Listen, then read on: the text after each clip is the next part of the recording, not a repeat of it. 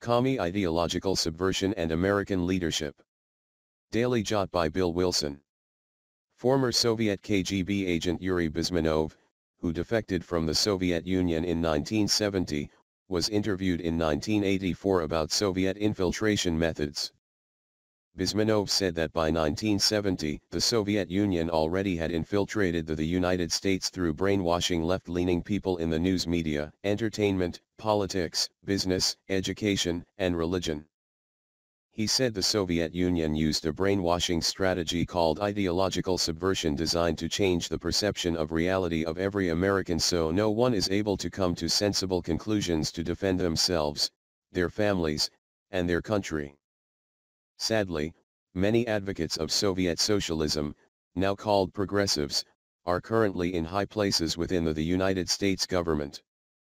Bezmenov said there are 4 stages of ideological subversion. The first stage, demoralization, which takes 15 to 30 years according to Bezmenov, was completed before 1985. The second stage, also completed, is destabilization.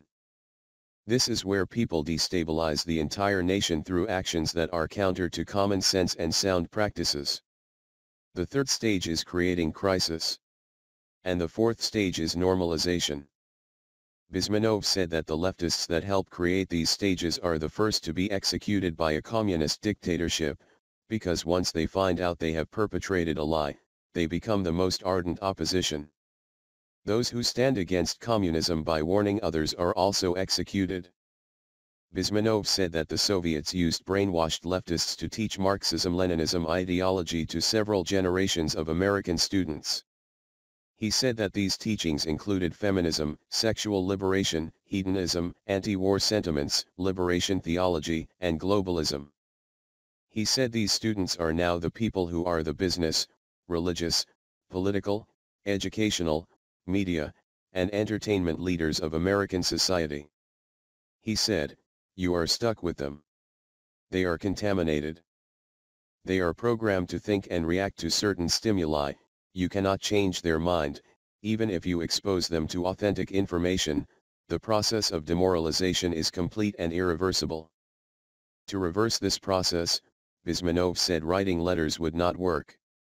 He said, "There must be a very strong national effort to educate people in the spirit of real patriotism, number 1. Number 2, to explain to them the real danger of socialist, communist, welfare state, big brother government. The moment at least part of the United States population is convinced that the danger is real, they have to force their government to stop aiding communism.